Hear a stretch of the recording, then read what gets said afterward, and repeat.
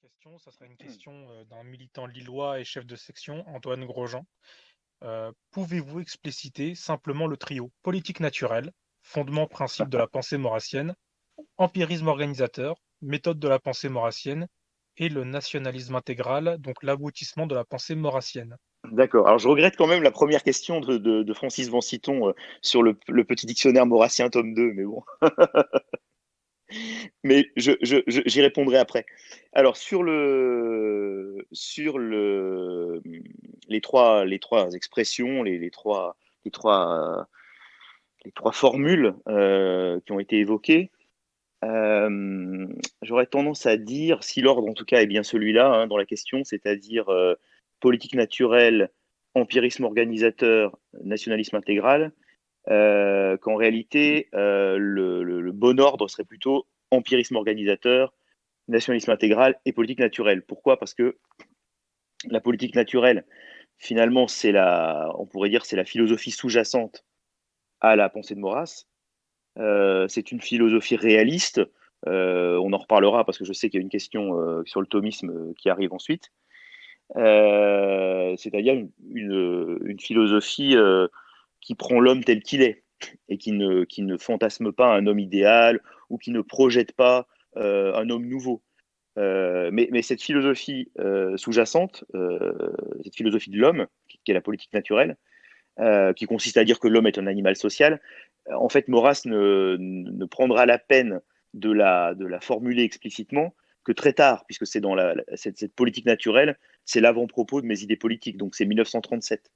En réalité, ce qui est premier, c'est plutôt l'empirisme organisateur, c'est-à-dire un commentaire de l'actualité nourri d'une connaissance historique et d'une capacité dialectique, une capacité à mettre en relation les événements contemporains, les événements du passé, à tirer des lois de l'histoire, etc. C'est ça qui est premier.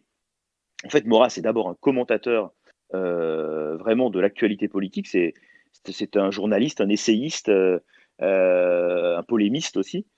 Et si on veut, c'est le Zemmour de l'époque. Il parle d'actualité. D'ailleurs, il écrit dans un quotidien. Et il ne fait pas forcément de la philosophie première. Il donnera une sorte de légitimité philosophique à sa doctrine beaucoup plus tard, comme je le disais. Mais d'abord, il pratique l'empirisme. Un empirisme donc nourri d'une culture classique et d'une solide formation historique. Voilà l'empirisme organisateur qui est premier. Et le nationalisme intégral, eh bien, c'est l'aboutissement de cet empirisme, puisque Maurras rapidement va passer du fédéralisme, qui était assez premier chez lui, l'idée de décentralisation, à la monarchie. Et il va également, parce que le monarque lui apparaît comme le fédérateur des républiques françaises, c'est-à-dire des provinces. Et puis, il va passer également du nationalisme au nationalisme intégral, c'est-à-dire à nouveau à la monarchie, parce que à l'occasion des fameux Jeux olympiques d'Athènes en 1896, eh bien, il va voir la puissance des nationalismes et il va chercher la formule du nationalisme français. Il va la trouver dans la monarchie. Voilà un petit peu ce que je peux dire sur ces trois termes. Donc il faut placer la politique naturelle plutôt en dernier, euh, même si elle est sous-jacente à tout le reste. Très bien. Alors, je comptais vous poser les questions dans l'ordre des votes, en fait, parce qu'elles ont été votées, mais si vous voulez, je peux vous les poser dans Alors l'ordre moi, en fait, c'était des... l'ordre vraiment dans lequel elles apparaissaient me paraissait particulièrement intéressant. Alors on peut peut-être laisser de D'accord. côté la question sur le petit dictionnaire et en parler à la fin, puisque maintenant on l'a écarté. Mais passer à la troisième du coup. Très bien, pas de souci. Du coup, la prochaine question, c'est celle de Émeric Achard de Lyon. Quelle est la part du thomisme dans la doctrine de Maurras, sachant que ce dernier a perdu la foi durant la majeure partie de sa vie et en conséquence ne s'occupait pas de métaphysique? Voilà, alors je disais que c'était un bon enchaînement parce que je viens de parler de la philosophie sous-jacente qui est la philosophie réaliste. En fait, Maurras a fait ses études dans des collèges catholiques, enfin, dans un collège catholique à Aix. Il a eu pour maître l'abbé Penon, et l'abbé Penon est très représentatif de son époque. C'est le futur Monseigneur Penon, futur évêque, puisque on s'inscrit dans le néo-thomisme en fait. À partir de Léon XIII, fin 19e, l'Église va essayer d'opposer à la pensée, à la philosophie moderne, une philosophie qui prend appui sur la scolastique médiévale et en particulier sur saint Thomas d'Aquin, pour restaurer un petit peu l'intellectualité catholique. Et donc, Maurras, qui a été éduqué dans des établissements catholiques à l'époque du réarmement doctrinal thomiste, est bien sûr influencé par le thomisme. Je crois même que, en dehors de la déclaration des Philippe fédéralistes de 92, qui est un de ses premiers textes politiques, et puis de ses débuts à la Gazette de France, il a également, dans ses premières collaborations à des revues, il a collaboré à des revues néo-thomistes, justement, où il avait été introduit par l'abbé Penon. Donc il a reçu une formation thomiste. Hein. C'est pas du tout, c'est quelque chose qui est très fort en fait dans sa formation. Et donc ça explique pourquoi on a en arrière-plan de sa pensée ce fameux aristotélo-thomisme, cette philosophie réaliste qu'il explicitera dans la politique naturelle. Si vous voulez, même si Maurras a perdu la foi, effectivement, comme le dit la question, dans la mesure où chez saint Thomas d'Aquin, il n'y a pas une séparation de la théologie et de la philosophie, mais il y a bien une distinction des deux niveaux, hein, eh bien, on peut dire que cette distinction permet aussi à Maurras de reprendre à son compte la philosophie thomiste sans faire de théologie. On peut très bien s'intéresser à saint Thomas philosophe sans faire de théologie. Donc c'est ce que fait Maurras en quelque sorte. Et c'est là qu'on peut citer, peut-être pour donner une indication bibliographique, on peut citer le livre de Jean Madiran, publié sous le nom Jean-Louis Lagore. Madiran, déjà, c'est un pseudonyme, puisque son vrai nom, c'est Arfel. Madiran, c'est son pseudonyme le plus connu. C'est le fondateur du quotidien Présent. Et c'était un disciple de Maurras. Et juste après la Seconde Guerre mondiale, il a écrit un livre très intéressant sur la politique de saint Thomas, préfacé par Maurras d'ailleurs. Et là, on y trouve l'essentiel, disons, du rapport qu'on peut établir entre la pensée de Maurras et la pensée thomiste ou néo-thomiste. Et ça, voilà, j'ai envoyé un petit visuel, la couverture du livre, on peut peut-être la mettre maintenant. Ça pourra intéresser certains, je pense. Très bien. Alors, pour la prochaine question, elle nous vient d'un observateur récemment arrivé sur le serveur, donc Roi Cupcake. Par quel moyen comptez-vous instaurer le prétendant Jean d'Orléans sur le trône de France? Et quel est le type de monarchie envisagé une fois notre bon roi au pouvoir? Alors, ce sont deux questions complètement différentes. On a d'abord la question de la restauration qui a été envisagée, on va dire, à la F sous la forme de cette formule amusante et bien connue par tous les moyens, même légaux. C'est-à-dire que l'AF n'a pas de dogme en matière de restauration. Tout est possible. Hein. Et même légaux, bon, il y a de l'ironie là-dedans, mais ça veut quand même dire que si le suffrage universel, dans les conditions normales, habituelles de son exercice, pouvait permettre la restauration de la monarchie, on ne s'en priverait pas. Si le prince était extrêmement populaire et qu'il lui suffisait de se présenter à une élection pour être élu et pour proposer une réforme des institutions, eh bien pourquoi pas. Hein. Bon, après, il est absolument évident, et c'est pour cette raison que Maurras privilégiait d'autres solutions ou d'autres moyens. Il est évident que les changements de régime s'opèrent rarement dans des situations habituelles, normales, etc. Hein. Quand le général de Gaulle revient au pouvoir en 58, ce qui est à l'origine de notre actuel régime, c'est à l'occasion de la guerre d'Algérie, c'est à l'occasion des événements d'Algérie. Donc c'est une sorte de coup de force. On peut parler de coup de force aussi, d'ailleurs, dans ce qu'il fait quand il revendique la légitimité politique, la légitimité française en 40, c'est une sorte de coup de force aussi. Les pleins pouvoirs au maréchal Pétain, c'était une sorte de coup de force aussi, lié à la défaite de nos armes, même si du point de vue peut-être du légalisme, les formes étaient mieux respectées puisqu'il y avait un vote du Parlement, mais c'était aussi un changement de régime sur la base d'une forme de coup de force. Et puis on pourrait multiplier les exemples. La Troisième République s'est instaurée à l'occasion d'un coup de force, le Second Empire aussi, etc. etc., etc. Donc c'est très difficile de répondre à cette question, mais ce que je mettrais surtout en avant, c'est le fait qu'il n'y a pas de dogme en la matière.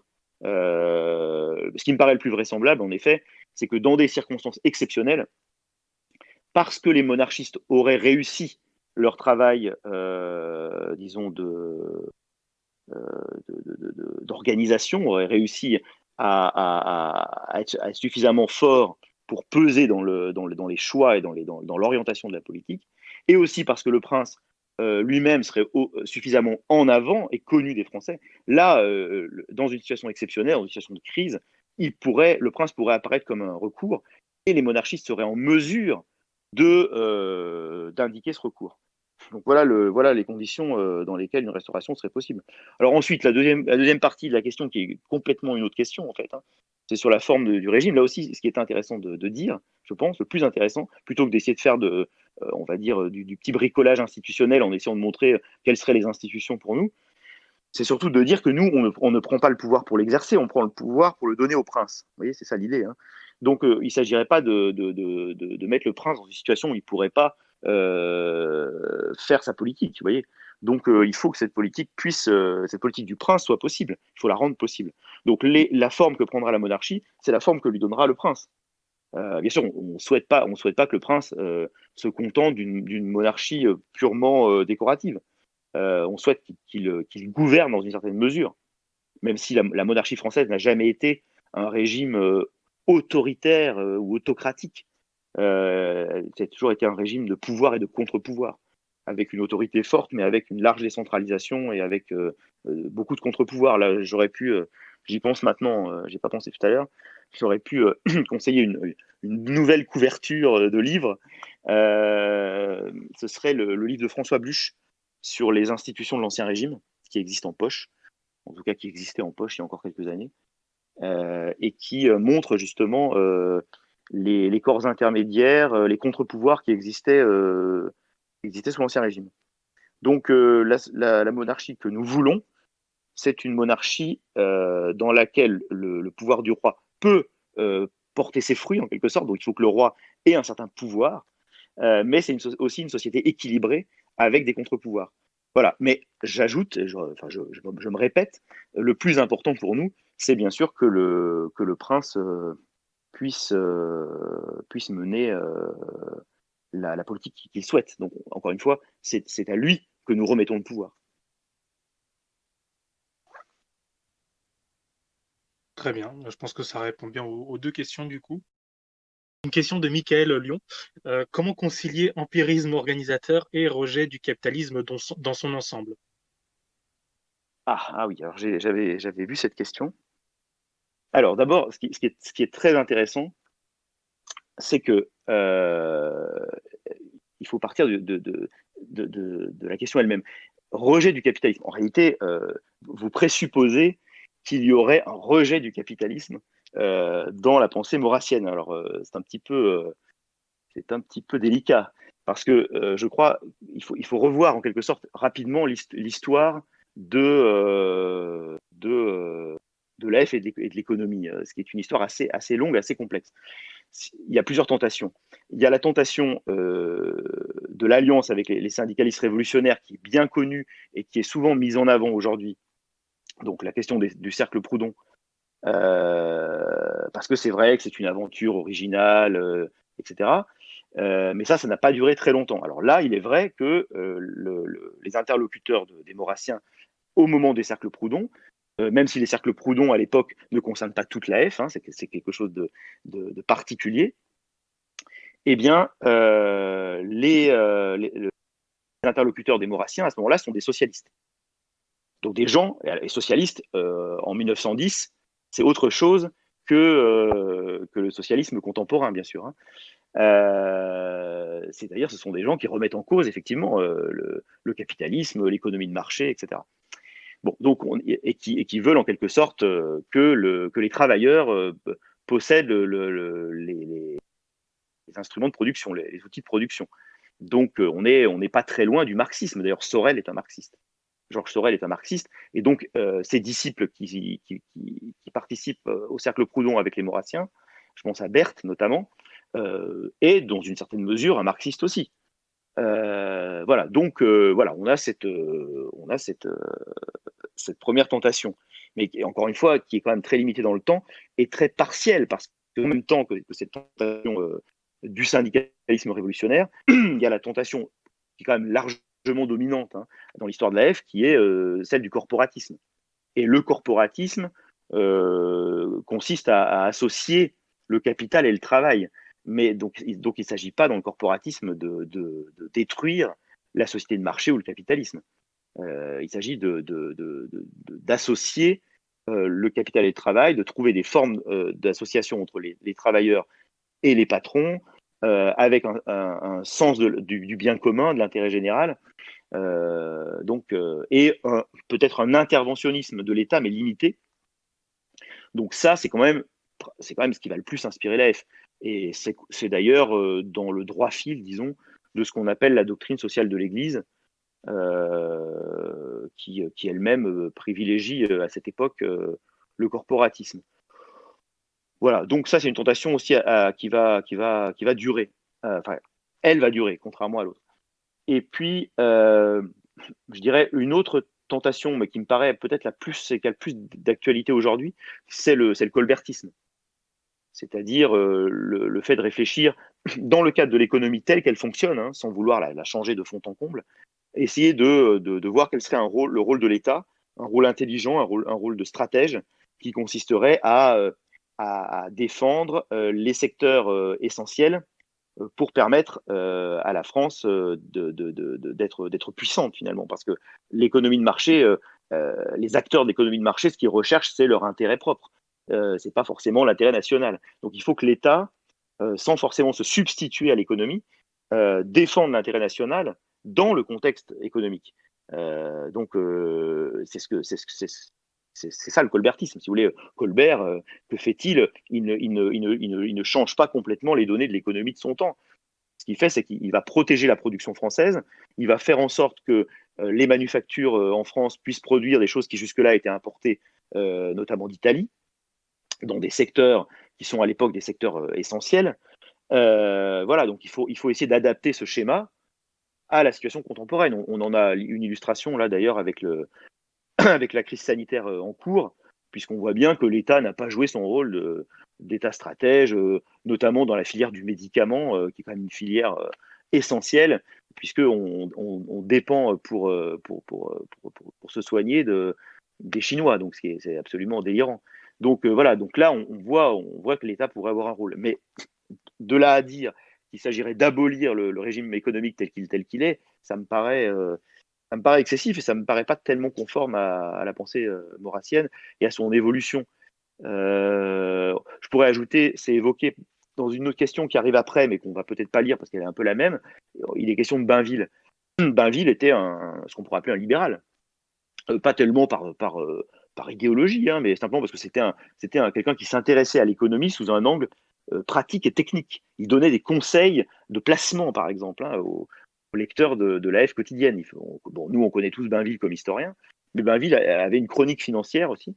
Et donc, voilà, si vous voulez, il aurait pu aujourd'hui écrire dans Valeurs Actuelles pour donner des conseils de placement aux lecteurs. Voilà, donc effectivement, de ce point de vue, il s'inscrivait dans l'économie telle qu'elle fonctionnait. Donc voilà ce que je peux dire sur la F et l'économie. Je crois qu'aujourd'hui, vraiment, notre angle à nous, c'est le colbertisme. Très bien, du coup, ça répond à peu près aux deux questions. Est-ce que vous aviez autre chose à dire sur celle de Laurence Bordeaux, ou est-ce que je passe directement à la suite? Alors, comme je ne l'ai pas sous les yeux, c'était la deuxième question sur le capitalisme. Oui, je vais vous la lire. Voilà. Quelle est la doctrine économique du mouvement? Quels sont les auteurs les plus intéressants à lire sur le sujet? Ah oui, alors, effectivement, c'est pas tout à fait la même question. Alors, bah, il me semble qu'on peut s'intéresser aux différentes expériences qui ont été conduites, dont j'ai parlé. C'est-à-dire, si on veut s'intéresser au cercle Proudhon, je crois que c'est pas difficile aujourd'hui de lire le bouquin d'Edouard Berthe, alors qui n'est pas spécialement un bouquin d'économie, qui est plutôt un bouquin de philosophie politique, mais qui est quand même intéressant, les méfaits des intellectuels. On peut lire les cahiers des cercles Proudhon, puisqu'ils ont été réédités plusieurs fois dans les 10, 15, 20 dernières années. Il y a eu plusieurs éditions des cahiers eux-mêmes. On peut lire les œuvres de Valois. Moi, j'avais préfacé une réédition d'un ouvrage de Valois il y a pas très longtemps, il y a quelques années. C'est chez Ars Magna, le malheureux Christian Bouchet, qui je crois est malade du Covid-19 et qui est aujourd'hui très très mal en point, je crois. Voilà. On peut lire peut-être Baconnier aussi sur la question du corporatisme. Peut-être là aussi on aurait pu mettre le visuel pour une lecture première, disons, très simple, sans aller tout de suite lire des gros volumes. Un livre qui est vraiment très très simple, très très bien, c'est le petit livre de Bertrand Renouvin, Charles Maurras, l'action française et la question sociale.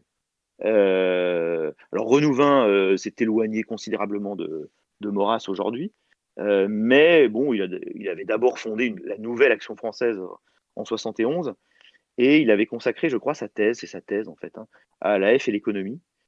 Et il en avait fait ce petit livre, dont je crois que ça date des années 70 aussi, hein, ce petit livre, qui a été réédité depuis, au moins dans les années 80, mais qu'on peut trouver, hein. Et donc là, c'est une sorte voilà, de passage en revue des différents rapports entre la F et l'économie, avec les changements de doctrine, les évolutions, etc. Très bien. Du coup, la prochaine question sort complètement du thème de l'économie. C'est une question de Émeric Achard de Lyon. Une période souvent méconnue de notre mouvement est celle qui débute à la mort de Charles Maurras en 1952. Pouvez-vous nous dire un mot général sur l'histoire du mouvement à partir de cet événement?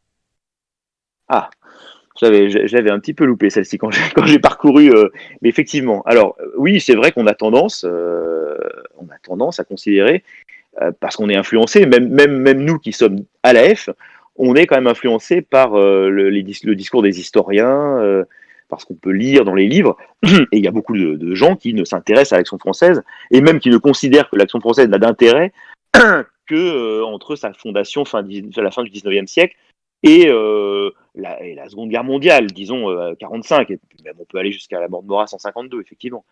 Mais et donc, ce qu'on appelle chez nous, on dit souvent à tort d'ailleurs, on dit la F historique, comme s'il y avait la F historique jusqu'en 45, et puis ensuite il y avait la F actuelle ou la F contemporaine. Bon, je pense que l'histoire elle est continue, hein, donc tout est à la fois contemporain, hein, d'une certaine manière, et tout est à la fois historique. Alors qu'est-ce qu'on peut dire de l'après-guerre? Bah, D'abord, l'Action française s'est rétablie assez vite, hein, malgré le contexte difficile pour elle de l'épuration, puisque rapidement, vous avez un journal, Aspect de la France, 47, de 47 à 92, hein, qui va représenter les idées de la F dans les kiosques, dans les maisons de la presse, partout, et ce journal redeviendra l'Action française tout court, enfin l'Action française hebdo en 1992, puis l'Action française 2000. Et puis donc aujourd'hui, c'est le Bien commun, qui est donc un mensuel, qui a succédé à cet hebdomadaire, même si à la fin il paraissait tous les 15 jours, qui a donc dès 47 pris le relais du quotidien de l'Action française. Donc il faut connaître, il me semble, quand on s'intéresse à l'histoire de la F après-guerre, il faut connaître l'histoire un petit peu d'Aspect de la France. Ensuite, il faut voir, peut-être il faut connaître aussi l'histoire de la Restauration nationale. Alors pour les militants peut-être très jeunes ou qui viennent d'arriver à la F, ils voient que nous appelons l'Action française Restauration nationale. Il faut savoir que entre 97 et 2 dernières années, là, il y avait eu une séparation en deux, on va dire, du mouvement entre la Restauration nationale, qui effectivement était le mouvement depuis la fin de la Seconde Guerre mondiale, mais qui s'était séparé, pour des raisons diverses. Je ne vais pas rentrer dans les détails, mais il y a eu une séparation entre deux parties. L'ARN s'est séparée en deux. Une partie a continué de s'appeler la Restauration nationale et l'autre partie a pris le terme qui était le sous-titre de la Restauration nationale, qui était originellement le Centre de propagande d'Action française. Et puis, c'est moi d'ailleurs qui avais proposé ce changement, qui est devenu le Centre royaliste d'Action française. Voilà, on était le CRAF. Donc ça, c'est 97 jusqu'à aujourd'hui. Et puis aujourd'hui, il y a eu à nouveau une réunification. Mais donc, la Restauration nationale, le mouvement d'Action française, a une longue histoire, hein, puisque de l'après-guerre à nos jours, il est passé par différentes phases. On pourrait évoquer le rôle dans le soutien à l'Algérie française, qui a été important. On pourrait rappeler le rôle au moment des événements de 68. La Restauration nationale était un mouvement militant aussi en 68 qui a joué un rôle important. Souvent, on parle d'ordre nouveau, d'Occident, de tous ces mouvements-là, mais l'ARN était très présente également dans la rue en 68. Bon, Bernard Lugan en a fait un livre tout récemment. Enfin, tout récemment, ça remonte à l'anniversaire de 68, donc c'est il y a 2 ans. On peut parler de la scission de 71. Je l'ai un petit peu évoqué, la question de la NAF, qui est devenue depuis la NAR. On peut parler bien sûr de la nation française, qui est encore une autre aventure, hein, puisque Boutan, qui était le disciple préféré de Maurras en quelque sorte, et qui, dans un premier temps, écrivait dans Aspect de la France, va ensuite prendre son autonomie et va lancer son propre journal qui est La Nation française. Et La Nation française, c'est plus qu'un journal, puisque autour de La Nation française, il y a un véritable mouvement d'idées qui se crée. Et donc, il y a aussi là une filiation boutangienne, on pourrait dire. Et ce qui est assez intéressant à noter, d'ailleurs, c'est que dans une certaine mesure, toutes ces voies différentes, toutes ces scissions d'après-guerre, eh bien, elles finissent par s'atténuer, et aujourd'hui, on verrait plutôt une sorte de réunification. Alors, il y a la réunification du CRAF et de l'ARN que j'ai évoqué, mais par exemple, je pense dévoiler aucun secret en disant que François Marcillac, eh bien, qui est donc aujourd'hui l'éditorialiste du bien commun, et qui était celui de la F2000 avant, eh bien, il a été à un moment donné au comité directeur de la NAR. C'est quelqu'un qui était du côté de Renouvin, etc., puis qui est revenu vers nous. Gérard Leclerc, qui est une figure majeure aussi de la nouvelle Action française, eh bien, vous le savez, depuis des années, fait des conférences pour l'Action française, participe au camp Maxime Raldel-Sartre au mois d'août. Donc voilà. En fait, Boutan qui était l'objet, on va dire, d'un certain nombre de discussions polémiques. Vous aviez, moi je me souviens même il y a 20 ans, 25 ans, il y avait encore dans la vieille maison des gens qui étaient quand même relativement hostiles à Boutan. Parce que Boutan était parti, il avait fait sa propre aventure, etc. Aujourd'hui, on peut dire que Boutan est une référence, y compris au 10 rue Croix des Petits Champs. Donc, je pense l'Action française de l'après-guerre, c'est une histoire de scission, mais c'est aussi une histoire de réunification, finalement. Alors, la prochaine question vient de Michael de Lyon. Pourquoi est-ce que la République autorise et accorde le fonds de dotation à un mouvement dont le but est ouvertement le coup de force?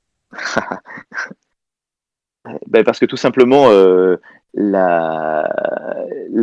mouvement dont on parle a aussi une existence parfaitement légale, d'associations déclarées, etc. Et donc, il bénéficie de l'état de droit. Et donc, si une association ou un parti politique parce que il faudrait revoir, hein, là j'ai pas en tête tous les statuts, mais on a plusieurs associations et plusieurs entités avec différents statuts. Mais les partis politiques, les associations, etc., ont le droit de bénéficier de fonds de dotation et de financement avec des des avantages fiscaux, etc. Donc, effectivement, on en profite comme d'autres. Je vous signale d'ailleurs en passant que Aspect de la France, l'Action française Hebdo, puis l'Action française 2000, bénéficiaient aussi, par exemple, des financements qui étaient donnés au titre du soutien à la presse. Comme c'est le cas aussi, comme c'était le cas, je ne sais pas si c'est toujours le cas aujourd'hui, mais comme c'était le cas pour Présent, par exemple, ou pour d'autres publications. À partir du moment où vous jouez le jeu, où vous êtes, où vous existez légalement, etc., l'État ne peut pas vous priver de vos droits, hein, Dieu merci. Donc oui, je pense qu'on n'a pas de scrupule à avoir à profiter des cadres qui existent quand ils ne nous sont pas défavorables. Je vois. Alors, la prochaine question vient de Thomas du Sud. Qu'est-ce que l'antisémitisme d'État dont parlait Maurras et quelle est la position de l'Action française concernant l'avortement? C'est deux questions complètement différentes. Ah oui, Mais bon, complètement différente. Alors, quand j'ai consulté le fil écrit, c'était la dernière. Alors, je pense qu'il y en a eu d'autres depuis. Enfin, peut-être. Alors, ces deux questions. Désolé, mais tu peux me redonner la première partie? c'était qu'est-ce que l'antisémitisme Ah oui, voilà, d'État dont oui, alors, parlait donc c'est ça, Maurras? effectivement, deux choses qui n'ont rien à voir. Donc, l'antisémitisme d'État et la question de l'avortement. Alors, l'antisémitisme d'État, alors, qu'est-ce que ça veut dire? Qu'est-ce que ça voulait dire plus exactement? Parce que j'insiste quand même sur le fait que l'Action française, de manière très officielle, à travers un certain nombre de communiqués qui commencent déjà à dater d'un certain nombre d'années, a bien précisé qu'elle ne se réclamait plus d'aucune forme d'antisémitisme, donc ni de l'antisémitisme d'État, ni d'aucun autre antisémitisme. Bien, donc déjà, il faut que les choses soient posées clairement. Et il y a eu des communiqués très très clairs du comité directeur, du bureau politique, etc., dans les 15-20 dernières années. Bon, ensuite, du point de vue historique, alors j'invite, c'est l'occasion de parler du petit dictionnaire maurassien, j'invite les participants à se référer à, euh, à l'article que j'ai consacré aux quatre États confédérés, à cette expression quatre États confédérés, dans le petit dictionnaire maurassien, où j'aborde notamment ce point. J'essaie de le faire de façon historique, de façon dépassionnée, objective, etc. Alors, pour ce qui est de l'antisémitisme d'État, pourquoi cette expression? Simplement pour le distinguer d'une forme de racisme ou de racialisme qui s'en prendrait aux juifs en tant que juifs parce qu'ils auraient du sang juif, si vous voulez. Hein. C'était pas du tout la position de Maurras. Maurras méprisait toutes les formes de racialisme. Il a eu des textes très tôt sur Gobineau, sur Vacher de la Pouge, sur tous ces auteurs-là qui sont les pères ou les grands-pères du racialisme. Il ne croyait pas du tout à ces théories. Et donc, donc par rapport à la question juive, de la même manière, il n'appliquait pas cette grille. Voilà. Donc, son antisémitisme d'État s'inscrivait plutôt dans un cadre politique qui était l'influence au sein de la Troisième République des communautés, ce qu'on pourrait appeler aujourd'hui le communautarisme. C'est-à-dire qu'il y a le communautarisme dont on déplore les effets aujourd'hui, il existait sous d'autres formes à la fin du 19e siècle, au début du 20e siècle. Et certaines communautés, notamment des communautés très minoritaires, avaient un rôle politique très important, de premier plan, et bien souvent dans un sens opposé aux vœux des nationalistes, des partisans de la monarchie traditionnelle, etc. Donc voilà, la Troisième République, je crois que c'est un secret pour personne, avait dans ses figures les plus représentatives, énormément de gens qui venaient soit de la communauté juive, soit du protestantisme. Les protestants ont fourni beaucoup de cadres à la Troisième République, mais pour des raisons assez simples. Hein. Les catholiques, au départ, étaient un peu ostracisés. Hein. Les catholiques, qui représentaient comme l'immense majorité de la population, étaient quand même un peu en but à l'hostilité du régime. Confère les lois de 1905, l'expulsion des congrégations, l'affaire des fiches où on voit que même dans l'armée, qui était un bastion catholique, les officiers catholiques étaient persécutés, fichés, leur progression était empêchée, etc. Donc il y avait vraiment une forme de conflit très fort entre la République et l'Église, et donc entre la République et les catholiques, jusqu'à la guerre de 14. Hein. La guerre de 14 met tout ça en parenthèse, et ensuite les choses sont très différentes après la guerre. Mais quand l'AF se crée, quand l'AF déploie ses premiers discours, ses premiers thèmes, on est à cette époque, effectivement, où on a un communautarisme très fort, un lobbying très fort au sein des institutions de la République parlementaire. Et Maurras dénonce ça. Et sans aller dans je dirais la biologisation ou la racialisation du sujet. Voilà, donc ça c'est l'aspect historique. C'est la distinction à faire entre l'antisémitisme d'État et l'antisémitisme de peau, hein, puisque ce sont les expressions. Hein. Là, on peut lire peut-être, je peux encore donner un conseil de lecture, le bouquin de Pierre-André Taguieff, qui s'appelle La couleur et le sang, je crois, de mémoire, qui évoque notamment l'importance de Maurras dans le fait que la droite nationaliste en France, finalement, n'a jamais tellement versé dans le racialisme. Le racialisme est resté très, très, très marginal dans la pensée nationaliste en France, notamment du fait de Maurras et de l'AF. C'est ce que Taguieff explique donc très, très bien dans ce petit livre dont on pourra donner éventuellement les références précises. Voilà, alors pour l'avortement, puisque ça n'a rien à voir, mais c'est dans la même question. Il y a plein de raisons d'être opposé à l'avortement. Du point de vue moral, si on est catholique, il y a toutes les raisons d'y être opposé. D'un point de vue politique, que des Français à naître ne naissent pas, ça n'est certainement pas une bonne chose pour la cité. Donc même d'un point de vue politique, l'avortement ne peut pas en soi être une bonne chose. Voilà. Donc je pense que là-dessus, l'AF n'a jamais varié, elle a toujours été très claire. Elle n'a jamais considéré, bien sûr, l'avortement comme quelque chose de bon ou de souhaitable. Alors ensuite, une fois qu'on a dit ça, on n'a pas dit grand-chose. Parce que si vous voulez, même Simone Veil n'a jamais dit que l'avortement était une bonne chose. Hein. La loi Veil, c'est une loi de dépénalisation. Donc ça n'est pas comme aujourd'hui la volonté de faire de l'avortement un droit ou un droit absolu. Encore moins un droit absolu, comme on entend parler de ça aujourd'hui. Hein. On voit le ministre de la Santé qui va jusqu'à déplorer qu'à cause du confinement, il y ait moins d'avortements. Enfin là, on est vraiment dans le délire.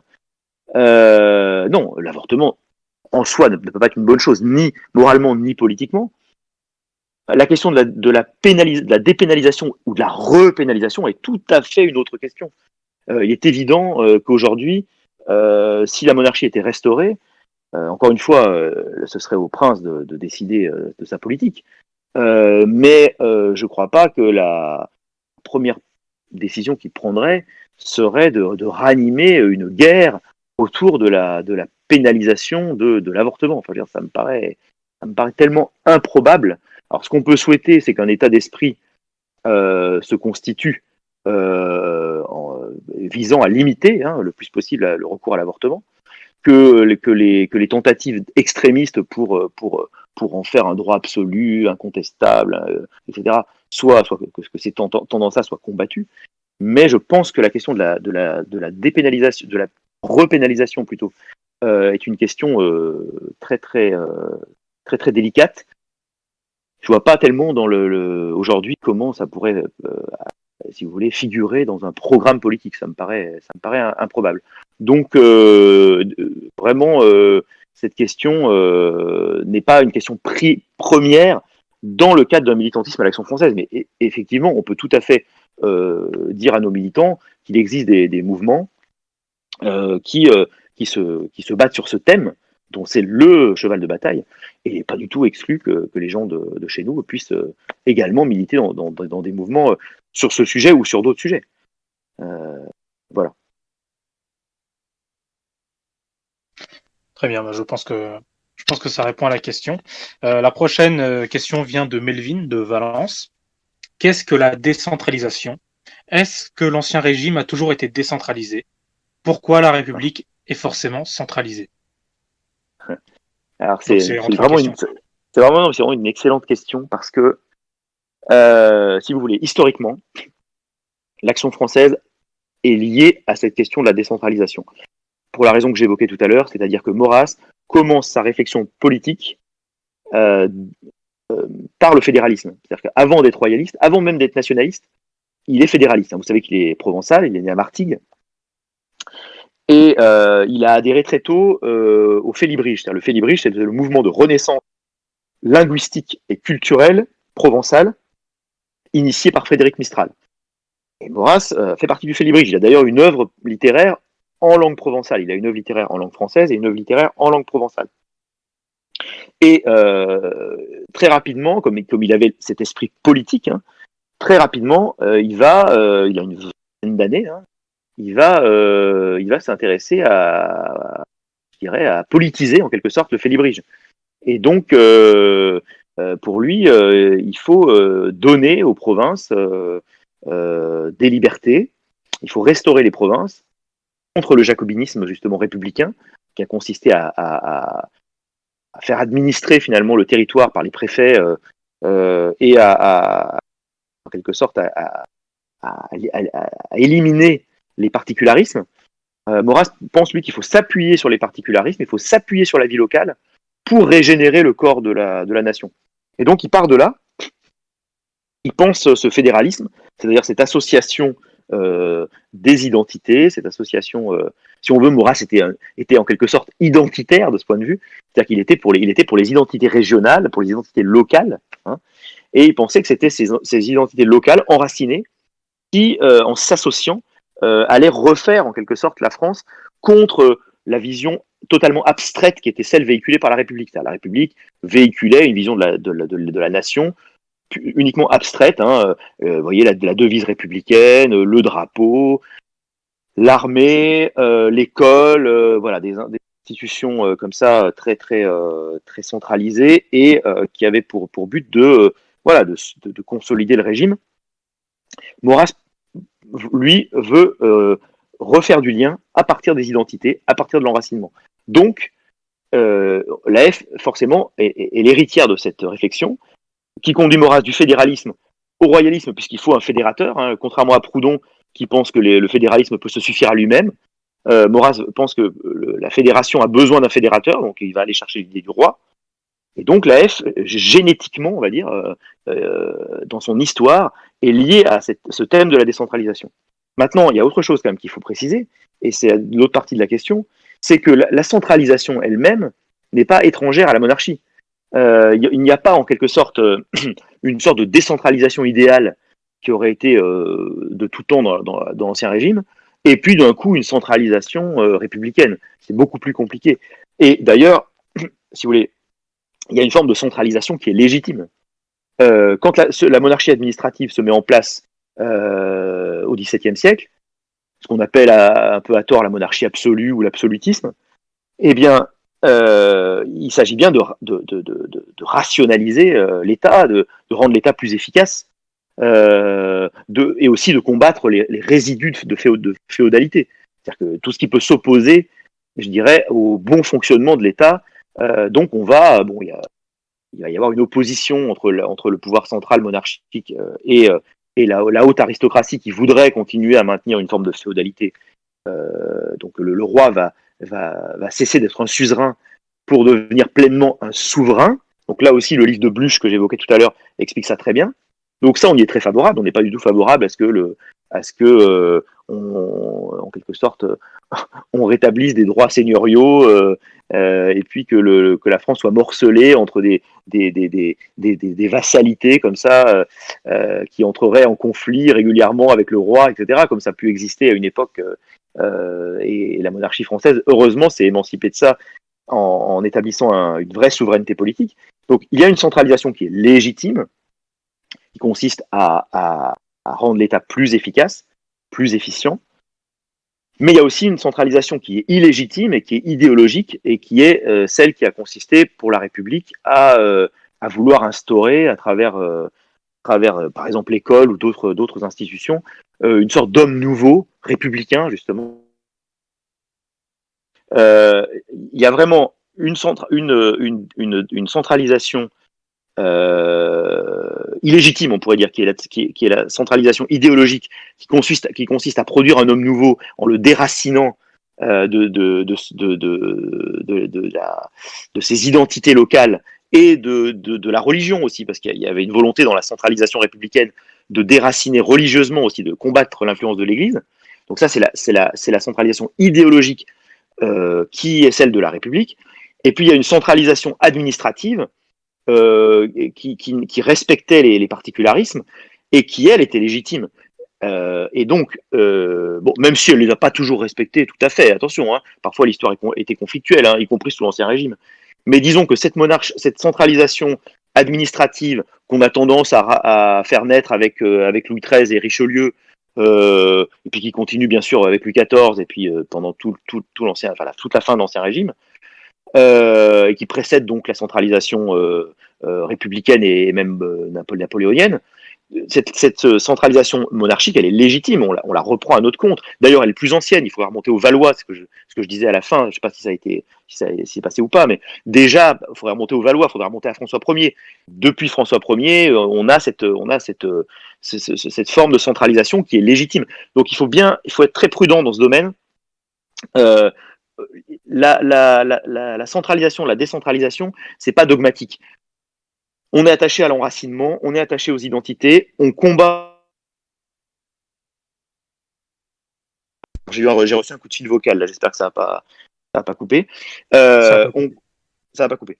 On combat la centralisation donc idéologique, mais on est capable de voir ce qui, dans une certaine centralisation, est valable et qui remonte, en effet, la question était très bien posée, à l'Ancien Régime.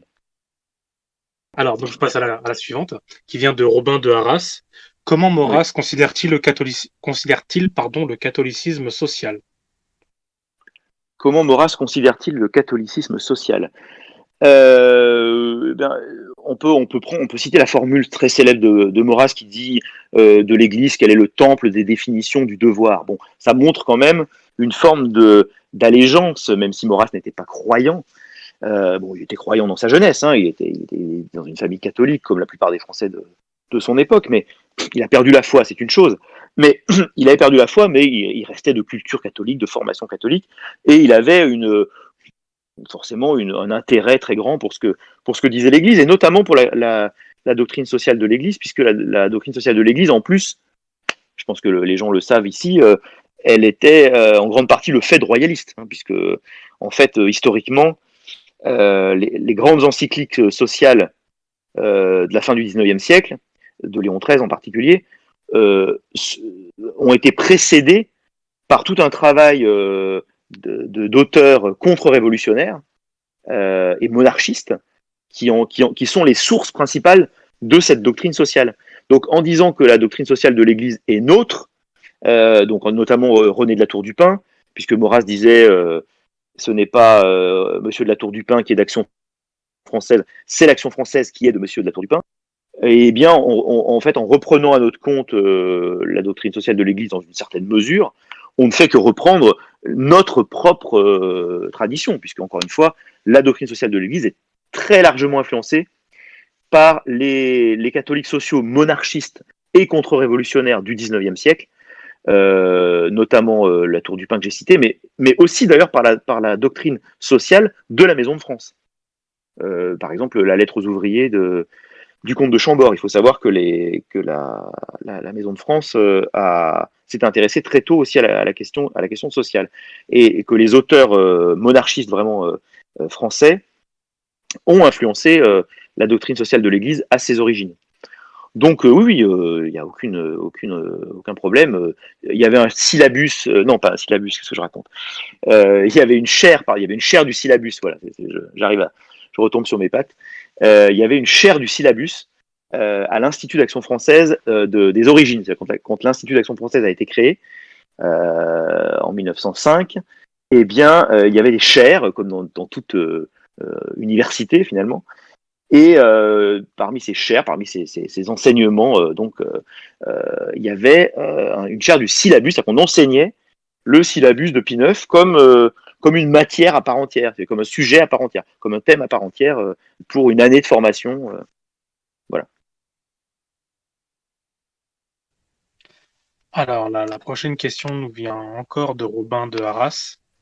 En quoi instaurer une monarchie antiparlementaire serait-il plus efficace et viable pour la nation que d'instaurer une royauté parlementaire? Alors dans le quadrilatère maurassien, là, je vous renvoie aussi à mon petit dictionnaire. Dans le quadrilatère maurassien, vous savez, c'est la reprise de la question de l'enquête sur la monarchie, la monarchie traditionnelle, héréditaire, antiparlementaire et décentralisée. Il me semble que l'adjectif le plus daté, hein, c'est antiparlementaire, parce que en fait, tous les autres adjectifs, on peut les reprendre tels quels. Hein. Traditionnel, héréditaire, décentralisé, tout ça est tout à fait d'actualité. Alors, anti-parlementaire, c'est un peu daté parce que, effectivement, ça renvoie au parlementarisme de la Troisième République, qui existait d'ailleurs encore avec la Quatrième République, hein, si on veut. Aujourd'hui, anti-parlementaire, c'est un peu une formule un peu vieillie, tout simplement parce que le parlementarisme aujourd'hui n'a pas grande importance dans nos institutions contemporaines.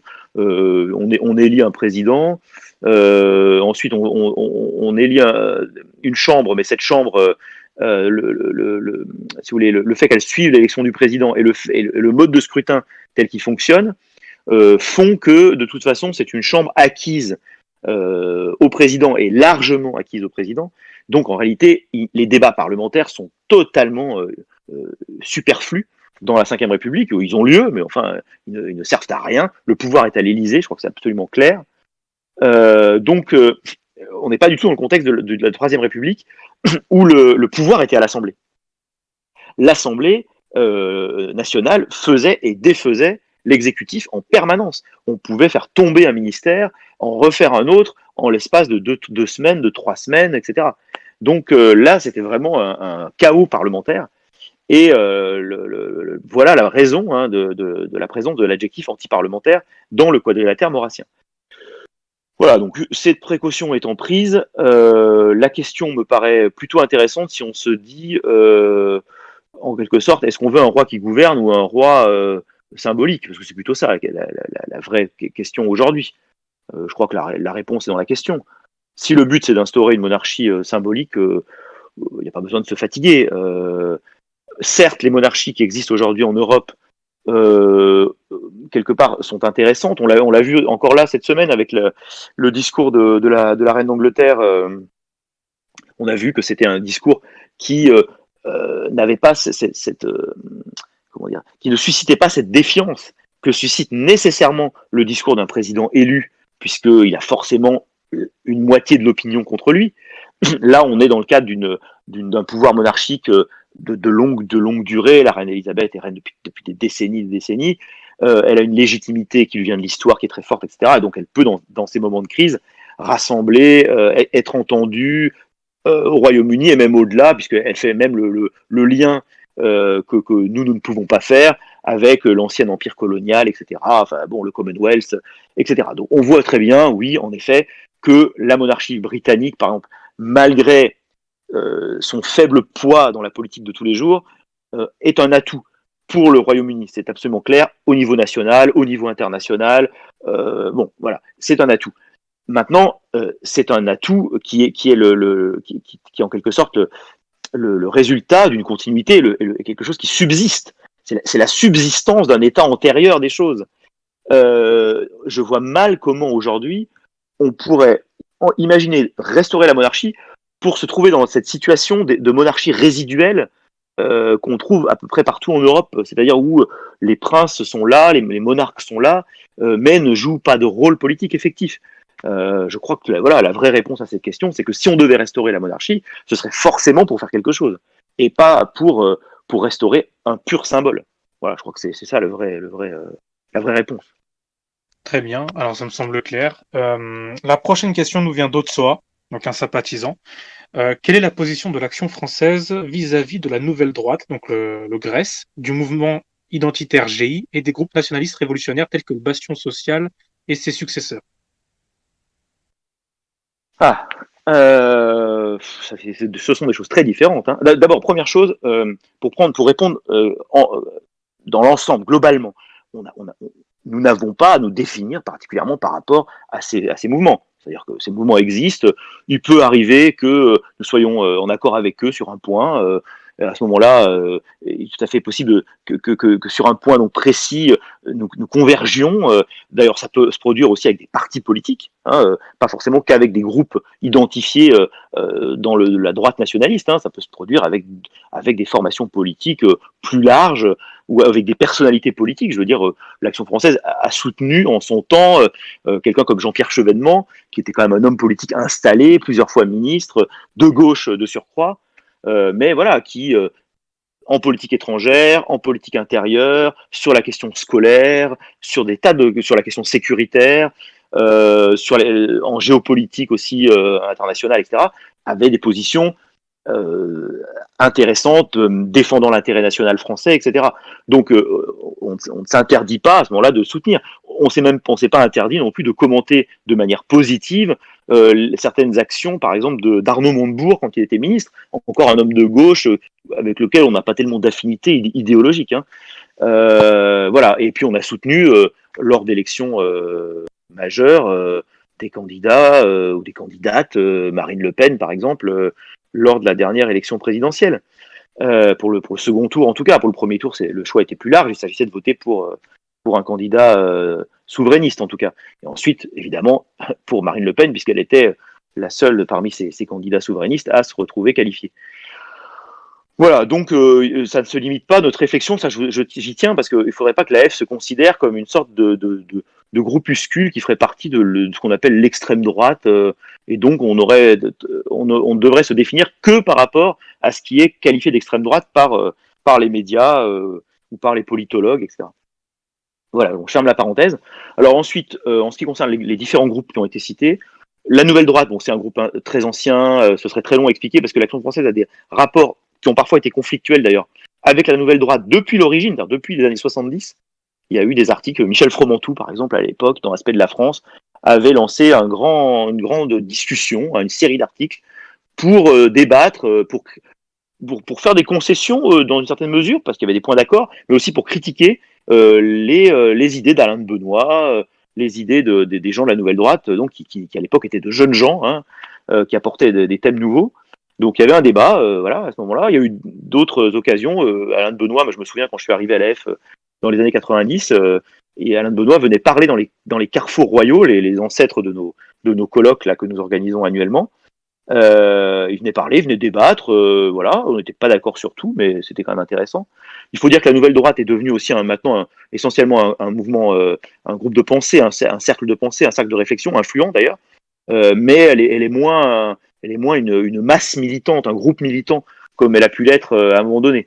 Donc les rapports sont quand même maintenant sont très très très pacifiés et purement intellectuels, j'ai envie de dire, avec la Nouvelle Droite, et plutôt sympathiques. La revue Éléments, moi j'y ai des tas d'amis. Je me souviens que quand j'avais sorti mon petit bouquin, j'avais eu un article formidable de David Lépée dans Éléments. Voilà, donc les rapports avec la Nouvelle Droite, en tout cas cette Nouvelle Droite-là, le Grèce, Éléments, etc., me semblent absolument excellents, malgré les points de désaccord. Les identitaires, là c'est autre chose, parce que ça c'est d'abord les identitaires, moi je distinguerais bien le thème identitaire. Après tout, on peut se réclamer du thème identitaire, il n'y a pas de raison. Et puis les formations identitaires. Alors là, il faudrait voir au cas par cas. Et puis on peut parfois être en désaccord tout à fait complet avec eux. Donc ça dépend le sujet. Voilà, il n'y a pas de position de principe par rapport à ce groupe. C'est vrai, c'est la même chose pour les autres. Voilà, donc quand on a compris, je dirais, l'idée générale, l'AF se définit elle-même par rapport à sa tradition, par rapport à ses idées et par rapport à l'intérêt national, toujours. L'intérêt national, c'est vraiment notre critère à nous. Donc ensuite, on peut éventuellement avoir des points d'accord avec des gens dont les critères seraient les mêmes. Dans la mouvance nationaliste, il y a beaucoup de gens qui se déterminent par rapport à l'intérêt national, ou des gens pour qui les critères seraient autres. Je pense par exemple à l'idée de civilisation, d'Occident, etc. Ça, ce sont des idées qui ne sont pas vraiment les nôtres, avec lesquelles on peut parfois entrer en partie en conflit, mais aussi avec lesquelles on peut parfois entrer en accord, selon le sujet abordé. Voilà. Très bien. Alors la prochaine question vient encore de Haute-Soa. Alors, quelle est la position de l'Action française sur l'écologie? Haha. Alors, l'écologie. Il se trouve que on m'avait fait un grand compliment lors d'un colloque, je ne sais plus en quelle année, mais c'est dans les dernières années, à propos de la paternité de l'expression écologie intégrale, parce qu'il se trouve que j'avais fait ce jeu de mots par rapport à nationalisme intégral, évidemment, dans une vieille conférence du début des années 2000. Et ça avait été repris ensuite, je crois que c'est Gauthier Besse-de-Berre qui avait parlé de ça, qui avait dit qu'il avait entendu pour la première fois l'expression, donc lui c'est la revue Limite, dans ma conférence là, pour la F donc des années 2000. Bref, donc c'est un sujet moi qui m'intéresse et qui intéresse la F depuis très longtemps en fait. On se passionne pour cette question depuis très longtemps. Même déjà dans la années 90, fin des années 90, on pourrait trouver, je pense, assez facilement des articles dans les petites revues de l'époque de la F ou proche de la F. Je pense à Immédiatement, je pense à la revue Les Épées, etc. sur ce thème. Parce que tout simplement, c'est un thème qui rentre bien en résonance avec les idées conservatrices et traditionnelles, puisqu'il s'agit de protéger notre cadre de vie, de protéger notre environnement au sens large. Nous, on mettra sans doute dans l'environnement plus de choses que les écologistes qui ont pignon sur rue. C'est-à-dire qu'on ne va pas se limiter à l'écologie physique, on va peut-être y ajouter une écologie justement humaine, voire une écologie culturelle. On retrouve le terme de l'identité. C'est-à-dire qu'il s'agit de conserver finalement un mode de vie et les conditions de ce mode de vie. Et dans les conditions de ce mode de vie, et de cette civilisation française finalement, il y a notamment des conditions écologiques, c'est-à-dire qu'on ne peut pas concevoir effectivement la France sans son agriculture, sans ses villages, sans ses terroirs, sans son patrimoine matériel et immatériel qui est lié à la terre. Voilà, donc ce thème est important, il a toujours été important, et je pense que c'est tout à fait légitime qu'on ait décidé de lui consacrer la campagne annuelle qui a eu la sortie de cette brochure là très, très intéressante cette année. Voilà, donc on est sur ce thème depuis longtemps et on continue de s'y intéresser. Alors, pour poursuivre sur le thème de l'écologie, je vais vous poser une question qui regroupe un petit peu toutes les autres. Elle vient de Antoine Grosjean, de Lille. Pouvez-vous expliciter la différence entre écologie scientifique, écologie religieuse qu'on retrouve par exemple chez Greta Thunberg et l'écologie intégrale prônée par l'Action française? Alors, on reprend les trois termes. Écologie, Écologie scientifique, oui, écologie religieuse et ouais. écologie intégrale. Ou alors, religieuse, je suis pas persuadé que Greta Thunberg revendiquerait l'expression. Ça, je pense que c'est polémique. C'est-à-dire, c'est pour dire que c'est une écologie, on va dire, extrémiste. Je pense que c'est ce qu'on veut dire par là. Alors, je crois que cette écologie-là, elle est pas la nôtre. C'est-à-dire qu'effectivement, dans une forme d'écologisme radical, l'environnement est préféré à l'homme. Voilà, c'est-à-dire on peut imaginer qu'aujourd'hui, par exemple, dans le cadre du coronavirus, certains écologistes radicaux se réjouissent de voir, par exemple, je sais pas moi, qu'il va y avoir des morts parce que les hommes seront moins nombreux, et puis il y a moins d'activité, donc il y a moins de pollution, donc c'est formidable, vive le virus, etc.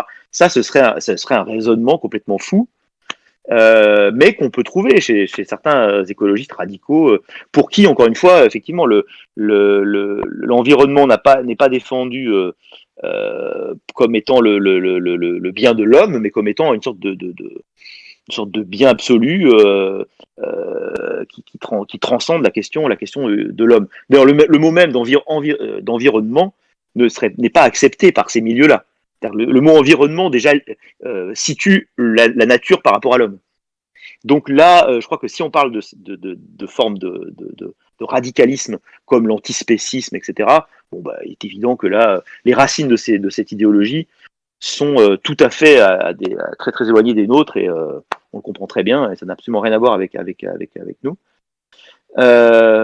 L'écologie scientifique, je crois que l'écologie, si on entend par là le fait que voilà, il y a des données scientifiques sur Alors évidemment, il y a le débat éternel sur le réchauffement climatique et ses causes anthropiques. Je ne m'aventurerai pas là-dedans parce que je n'ai pas de compétences.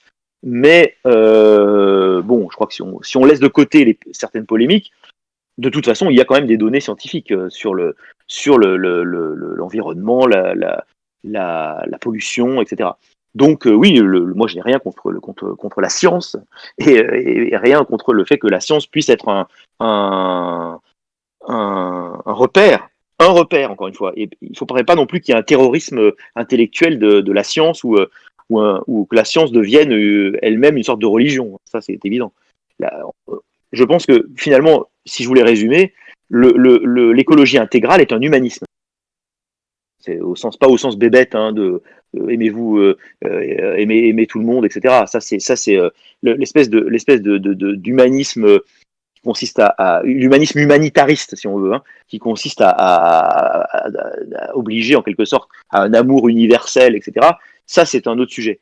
Je ne parle pas de cet humanisme-là, je parle de l'humanisme philosophique, c'est-à-dire du fait de situer l'homme au centre de l'univers, au centre de la création.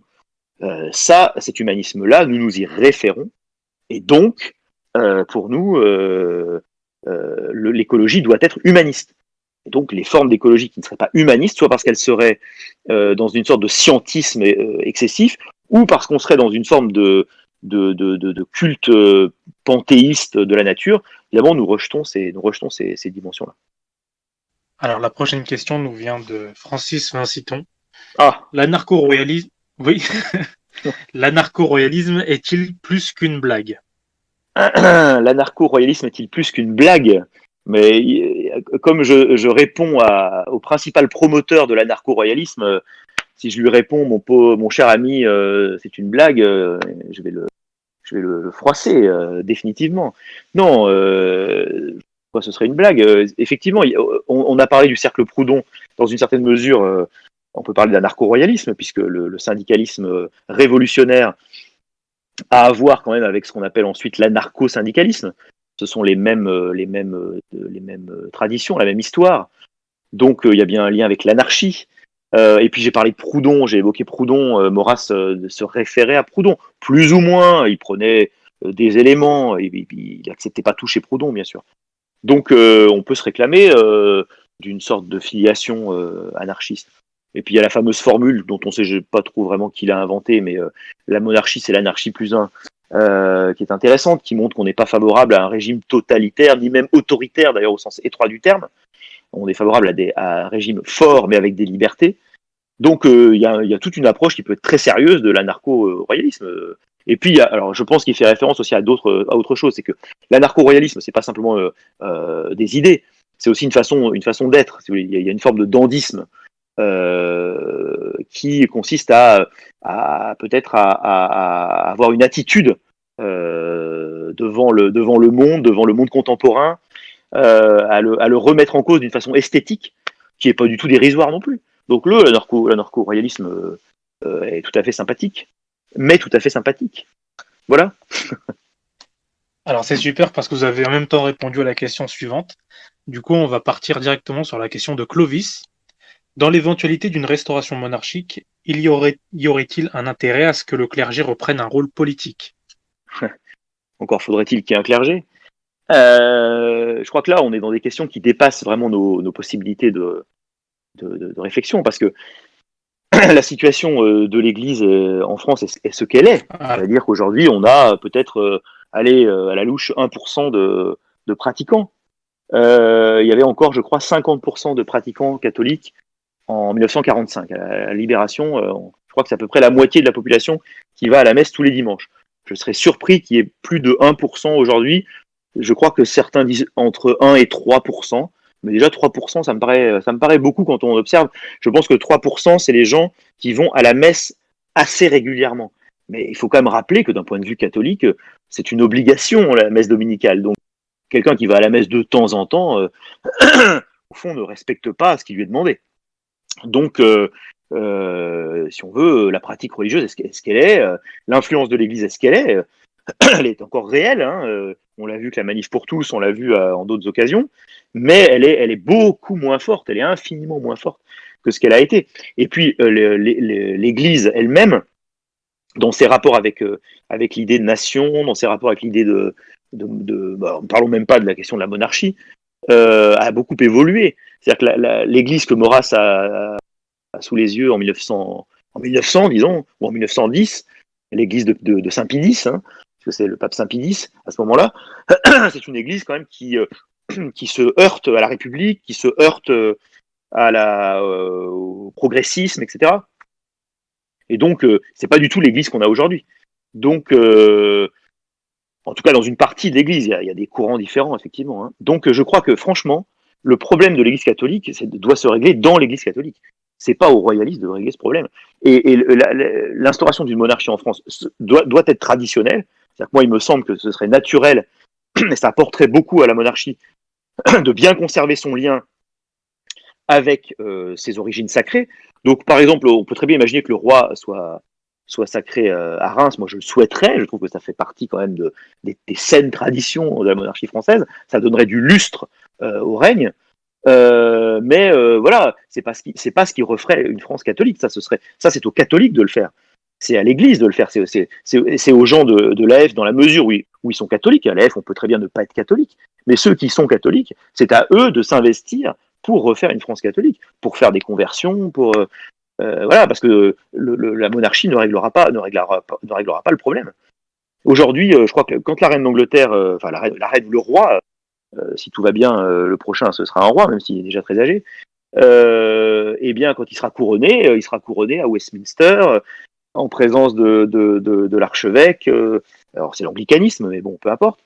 Donc voilà, mais pour autant, je pense pas que la pratique anglicane en Angleterre soit bien plus forte que la pratique catholique en France. Hein. Donc c'est un autre sujet. Voilà. La prochaine question nous vient de Laurence de l'AF Bordeaux. Comment mettre fin à la querelle dynastique qui divise les royalistes et rebute certaines personnes dans l'engagement à l'Action française? Je crois pas qu'il y ait vraiment de querelle. En fait, pour nous, il n'y a pas de querelle. La querelle, elle a toujours été extérieure. C'est-à-dire que, on va résumer de manière très simple les choses. À la mort du comte de Chambord, dernier prétendant de la branche aînée française, la plupart des royalistes se rallient aux Orléans, parce que tout simplement, les Orléans d'abord eux-mêmes, c'était de Chambord avant, il n'y avait plus d'orléanisme, l'orléanisme n'existait plus. Il n'y avait plus cette idée qu'il y avait deux branches, l'aînée et la cadette, et puis que l'aînée était porteuse vraiment de l'aspect réactionnaire, le retour à l'ancien régime, et puis la branche cadette était porteuse d'un compromis entre une partie des idées nouvelles, une partie des réformes. Comme disait Maurras, c'est la révolution fait. Il y a la révolution idée, puis il y a la révolution fait. Bon, il y a des faits dans la révolution. Les faits, c'est difficile de les défaire. Hein. Donc il y a eu des changements sociologiques, il y a eu des changements, voilà, donc dans la propriété privée, etc. Donc l'orléanisme, c'était une façon, disons, pour la bourgeoisie de garder une forme monarchique tout en préservant ses intérêts. Là où effectivement le légitimisme était plus dans le fait de revendiquer le fait de reprendre pour l'Église et l'aristocratie un certain nombre de choses qui leur avaient été enlevées par la Révolution. Bref, tout ça, c'était complètement caduc au moment de la fin du XIXe siècle, et les Orléans ne prétendaient plus à rien, ils s'étaient ralliés à leur cousin, au comte de Chambord. Et quand le comte de Chambord meurt, la plupart des royalistes, même les mouvements, les personnalités, la Gazette de France, par exemple, qui est le principal journal légitimiste, eh bien, se rallie aux Orléans, c'est-à-dire se rallie au petit-fils de Louis-Philippe, comte de Paris, qui va choisir d'ailleurs comme titre Philippe VII. Il ne va pas choisir Louis-Philippe II, hein, pour bien montrer qu'il ne se rattache pas à son grand-père, mais qu'il se rattache à la légitimité traditionnelle. Hein. Il est roi parce que le comte de Chambord est mort, et pas parce que son grand-père a été roi des Français. Et donc, à partir de là, voilà, les choses se développent. Et ça, c'est avant, bien sûr, c'est 1883, c'est avant l'AF. Hein. Et quand l'AF arrive, il n'y a pas de discussion. À aucun moment, l'Action française n'a discuté quoi que ce soit. Les Orléans, la branche, ce qui est devenu la branche aînée désormais française, et non plus la branche cadette, eh bien, est la branche légitime. D'ailleurs, ce sont les seuls avec les Bonaparte qui sont frappés par la loi d'exil. Hein. On ne parle pas du tout des Espagnols. Les Espagnols, ils règnent en Espagne, ils sont en Espagne. Bon, ils ne sont pas frappés par la loi d'exil. Voilà. Bon. Donc l'AF reconnaît Philippe VII, comte de Paris, Philippe VIII, duc d'Orléans, Jean III, duc de Guise, Henri VI, comte de Paris, et puis Henri VII, comte de Paris, et maintenant Jean IV, comte de Paris, puisque désormais, il y a ces comtes de Paris chaque fois, hein, c'était pas toujours le cas à l'origine. Bon, donc voilà, ça c'est l'historique. La question des Espagnols, elle est revenue sur le tapis après la Seconde Guerre mondiale, quand Jaime, duc de Ségovie, a prétendu au trône de France, donc c'est le grand-père de notre cher Pépito. Il a prétendu au trône de France tout simplement parce que sa branche ne pouvait pas régner sur l'Espagne. Vous savez que peut-être certains savent que c'est la branche cadette qui règne en Espagne. Donc ces descendants de Louis XIV, qui sont les Bourbons d'Espagne, eh bien, les discussions très nombreuses au cours de l'histoire de la monarchie espagnole, au sein de la famille.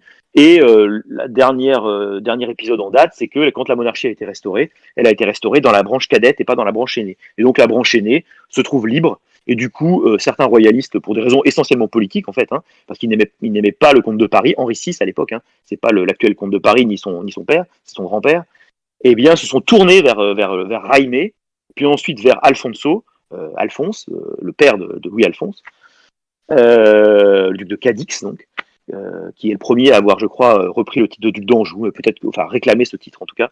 Peut-être que Jaime l'avait fait déjà, j'ai un doute. En tout cas, voilà. Et donc, il y a eu cette prétention espagnole. Voilà, pour moi, elle est absurde parce que d'abord, elle fait fi de toute l'histoire de l'AF et de toute l'histoire des royalistes entre 1883 et la fin de la Seconde Guerre mondiale. Ensuite, elle fait d'un roi d'Espagne régnant, Alphonse XIII, qui a vraiment régné en Espagne, hein, le roi Alphonse XIII, on en fait rétrospectivement un roi de France. C'est quand même assez curieux. Hein. Je ne vois pas comment Alphonse XIII aurait pu être roi de France.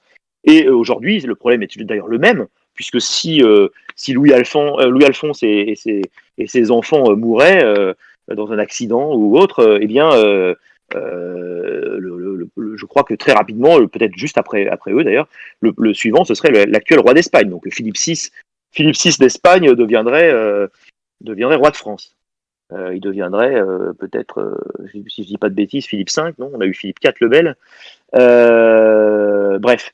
Donc voilà, on aurait un roi de France et d'Espagne, bon, ce qui est tout à fait aberrant, surtout aujourd'hui, parce qu'effectivement, à l'époque féodale peut-être, au Moyen Âge, ce genre de choses pouvaient peut-être exister, mais dans la France d'aujourd'hui, et même dans la France depuis très longtemps, parce que la France est le pays, la plus vieille nation, hein, au sens moderne du terme, où il y a une conscience nationale, on ne peut pas accepter évidemment un roi étranger. D'ailleurs, quand les Plantagenets, quand les Anglais ont voulu régner sur la France pour des raisons dynastiques tout à fait valables, hein, du point de vue du droit féodal, ils avaient des droits sur la couronne de France, et ben on a fait la guerre de 100 ans, parce qu'on n'a pas voulu d'un roi d'Angleterre comme roi de France. Pourtant, encore une fois, du point de vue purement du droit féodal, du droit aristocratique, les Anglais, leur argumentaire n'était pas mauvais. Hein.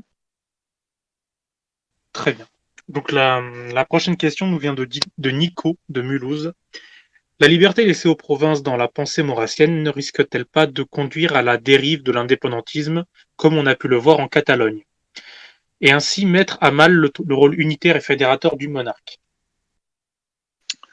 Je crois qu'il faut vraiment faire avec les réalités. C'est-à-dire que bon, la Catalogne, c'est quand même très particulier. Hein. Je pense pas qu'en France aujourd'hui, on ait l'équivalent de la Catalogne. Ou alors, on peut peut-être me parler de la Corse.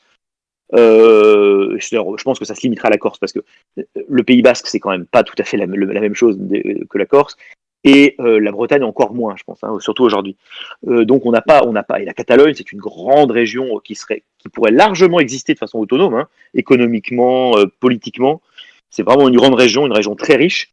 Aucun rapport, encore une fois, avec les situations en France. Aucun rapport même avec la Corse. Hein. La Corse, c'est absolument pas la Catalogne, hein, du point de vue économique, etc. Donc on n'a pas ce problème de toute façon n'existe pas. Déjà, pourquoi se poser un problème qui n'existe pas? En France, on a des indépendantistes, des autonomistes. Bon, c'est plus ou moins anecdotique. Je sais pas, en Savoie, c'est totalement anecdotique. Au Pays Basque et en Bretagne, ça l'est moins, mais ça n'a pas quand même de force politique très grande. Il y a vraiment qu'en Corse que le problème se pose. Mais la Corse, encore une fois, la Corse indépendante, franchement, moi, j'y crois pas du tout. Ça n'a absolument rien à voir avec la Catalogne. Donc voilà, déjà, je relativiserais beaucoup cette façon de présenter les choses. Et puis ensuite, je dirais, que de toute façon, pour nous, les provinces, hein, il s'agit de restaurer des provinces, qui aient une vraie identité, donc on serait assez loin des régions administratives telles qu'elles existent aujourd'hui. Mais il ne s'agit pas, encore une fois, de favoriser le séparatisme, hein. Donc il faudrait surtout pas considérer la décentralisation telle qu'on l'imagine comme une forme d'anarchie vraiment où les provinces feraient ce qu'elles veulent, comme elles l'entendent, etc. Je pense on souhaite rendre un certain nombre de prérogatives aux provinces, aux communes, mais la politique, c'est la nation, c'est l'échelon national. Et d'ailleurs, il faut articuler ça aussi à l'Europe. Parce qu'aujourd'hui, certains régionalismes séparatistes sont forts parce qu'ils sont appuyés aussi par l'Europe. Nous, on souhaite sortir, peut-être, on ne souhaite pas forcément sortir de l'Europe, hein. L'Europe, c'est beaucoup plus que l'Union européenne, hein. Et je ne parle pas que du continent, il y a plein de formes de collaboration et de coopération entre les pays européens. On ne veut pas sortir de l'Europe en général, mais on veut sortir de l'Union européenne. Et donc, la politique qui consiste à appuyer les régions contre les États, c'est quelque chose aussi qui prendrait qui cesserait avec l'arrivée de nos idées au pouvoir. Donc, ça réduirait aussi les risques. Cela dit, dans la question espagnole, soyons honnêtes, l'Europe n'a pas tellement joué en faveur de la Catalogne, hein. Bien au contraire, elle a plutôt défendu l'unité de l'Espagne.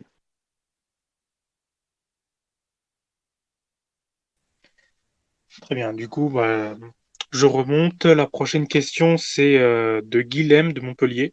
Quelle est la différence entre patriotisme et nationalisme et pourquoi l'Action française a choisi le nationalisme? Ah oui, alors j'avais vu cette question. Très intéressant, parce que d'abord, patriotisme et nationalisme, le fait d'opposer patriotisme et nationalisme, ça n'a jamais existé à l'AF. L'AF n'a jamais opposé les deux. Ça, c'est clair. C'est uniquement dans le jargon contemporain, je dirais, médiatique, qu'on oppose les deux à partir de la fameuse formule attribuée à De Gaulle, mais qui, je crois, est de Romain Gary, selon laquelle le patriotisme, c'est l'amour des siens et le nationalisme, c'est la haine des autres. Voilà, ça, c'est la formule vraiment grotesque. Qui ne définit en aucun cas notre nationalisme. Voilà. Donc nous, on n'oppose pas le patriotisme au nationalisme, on considère simplement que le patriotisme et le nationalisme sont deux faces d'une même réalité. Le patriotisme, c'est l'aspect, on va dire, sensible, c'est le sentiment, hein, on aime sa patrie, et à la limite, même si on n'est pas nationaliste ou même si on n'est pas monarchiste, on peut tout à fait être patriote. Il y a des patriotes de gauche, il y a même des patriotes d'extrême gauche, il n'y a pas de problème avec ça. Parmi les Français qui sont allés se faire tuer à Verdun, il y avait des gens de toute obédience politique, aucun problème. Donc il y a des patriotes de gauche, ça c'est certain. Mais voilà, le patriotisme, c'est ça, c'est un attachement viscéral. Et c'est une force d'ailleurs sur laquelle le nationalisme peut s'appuyer. Le nationalisme, lui, c'est enfin, toujours dans la doctrine de l'AF, hein, c'est un patriotisme conscient, c'est un patriotisme intellectualisé, c'est un patriotisme qui cherche les moyens politiques du service de l'intérêt national en toutes circonstances. Donc il implique une doctrine, il implique une réflexion. Voilà, donc c'est en ce sens que le nationalisme est plus rationnel, plus intellectuel, et le patriotisme est plus sentimental, affectif, mais c'est pas péjoratif, hein. Et voilà, et donc les deux sont nécessaires. Et d'ailleurs, généralement, on va du patriotisme au nationalisme. C'est d'ailleurs le parcours normal des gens qui viennent à l'AF. Ils sont patriotes. Ce patriotisme les poser un certain nombre de questions politiques, ils deviennent nationalistes, et puis ils cherchent une forme de nationalisme abouti, cohérente, et ils vont se tourner vers le nationalisme intégral. La prochaine question nous vient de Aubry de France, de l'AF Lille. Comment expliquer le fonctionnement de l'économie et des finances du pays sous une monarchie à un citoyen lambda? C'est toujours la question qu'il faut éloigner un petit peu, parce que chaque fois qu'on nous dit « Ah mais comment ça va se passer ?» etc., il faut bien ramener ce que je disais tout à l'heure, hein, à cette idée que d'abord, la monarchie, dans son histoire, n'a jamais correspondu aux mêmes états de la société, de l'économie, etc. L'économie à l'époque de Saint-Louis, au Moyen-Âge, c'est pas l'économie à l'époque des manufactures sous Louis XIV, ou à l'époque de la révolution industrielle sous Louis XVIII, Charles X ou même Louis-Philippe. Donc c'est complètement l'économie, on peut pas dire le fait d'avoir un roi ne va pas changer totalement le fonctionnement de l'économie. Donc c'est vraiment faut être réaliste par rapport à ça. Ensuite, ce qu'on peut quand même dire, parce qu'on peut pas se contenter de dire bon, l'économie, ça dépend pas de la forme des institutions. Ce qu'on peut quand même dire, c'est que le roi, par son indépendance, est en mesure. Ça ne veut pas dire qu'il le fera forcément, mais il est en mesure, c'est déjà beaucoup, de défendre un certain nombre d'intérêts vitaux. Il peut le faire librement, il peut le faire indépendamment.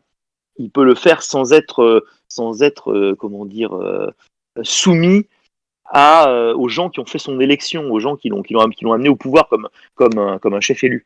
Donc peut-être que par rapport à l'état stratège, à l'état colbertiste que je défendais tout à l'heure, on peut montrer que le roi et l'existence de la monarchie est une condition favorable, je pense, à ce colbertisme, à cet état stratège, à ce comment on disait pendant la campagne présidentielle, là c'était je me souviens plus de la formule. Il y avait une formule qui était employée je crois que c'est le Front National, c'était Philippot qui véhiculait beaucoup cette formule là sur c'était pas le dirigisme intelligent, je me souviens plus de la formule exacte. Enfin bref, il y a une façon peut-être d'aborder l'économie d'en haut, de façon stratégique, qui serait facilitée par l'existence d'un pouvoir central indépendant. Voilà ce qu'on peut dire. Mais il faut vraiment quand même faire très attention. Quand les gens nous demandent à quoi ça va ressembler, il faut vraiment leur dire que nous, on est au service du prince. On n'est pas là, encore une fois, pour faire une sorte de kit qui donnerait les détails du fonctionnement depuis la commune jusqu'au Conseil constitutionnel. Ça, c'est vraiment pas ce que l'AF propose. La prochaine question, c'est une question de... Alors, c'est Robin Arras, mais ça se recoupe avec une autre question, donc je vais plutôt vous lire celle-là. Alors, c'est une question d'un sympathisant, Wab, qui demande en quoi est-ce que la pensée de l'AF et celle de Charles Maurras se distinguent et quels sont les apports de Boutan à la doctrine de la pensée d'action française. Alors, dans quelle mesure elle se distingue? Je crois que bon, Maurras est central, hein, c'est absolument évident.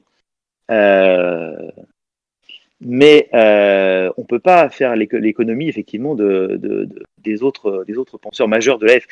Si vous voulez, on a la trilogie Maurras, Bainville, Daudet, avec déjà des différences très importantes. Je ne veux pas m'étendre sur le sujet parce qu'on a déjà beaucoup débattu ce soir, mais il faudrait en reparler éventuellement. Hein.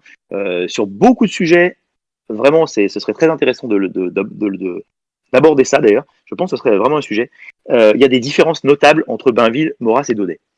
Maintenant, il est évident que c'est la pensée de Maurras qui domine et qui est l'élément central autour duquel tout s'organise. Alors ensuite, dans la postérité de Maurras, il y a des choses plus ou moins intéressantes. Des gens comme Pierre Debray, qu'on remet en valeur aujourd'hui, à mon avis, qui est très intéressant. Et puis Boutan, bien sûr. Alors Boutan, oui, c'est un penseur majeur. Pourquoi? Parce que Boutan pense dans le cadre de notre époque, c'est-à-dire notre époque, c'est la postmodernité. Nous, on n'est plus dans la modernité dans laquelle Maurras évoluait. On est dans ce qu'on peut appeler la postmodernité. Maurras évoluait dans une époque quand même où il y avait un nationalisme fort, où l'État était respecté, était très fort, etc. Où la société d'ailleurs, dans ses cadres, dans sa structure, était assez traditionnelle. Malgré le projet un peu messianique de l'homme nouveau, etc., véhiculé par une partie des républicains, malgré tout ça, la société était assez traditionnelle. C'est pour cette raison que Maurras pouvait tout à fait imaginer que, en renversant le pays légal, on rétablissait le pays réel. Ouais, ça, c'est une perspective qui est propre à une époque qui n'est pas notre époque. L'avantage de Boutan, c'est que Boutan pense à notre époque, même s'il est mort, même si, bien sûr, ça fait quand même quelques années, et puis beaucoup de ses œuvres majeures commencent à être un peu anciennes, mais quand même, c'est un penseur de l'après-guerre, principalement, et un penseur de notre époque. Donc, il considère, par exemple, le problème de l'anomie, hein, le problème de l'anomie, la perte de normes, la perte de l'autorité au sens très large du terme, pas seulement au niveau institutionnel, parce que la pensée de Maurras est essentiellement politique en fait. Hein. Boutan a une pensée qui est plutôt métapolitique, parce qu'il est confronté, en tant que penseur postmoderne, à ce problème de l'anomie, de l'individualisme triomphant, de la perte des identités, de l'atomisation du corps social.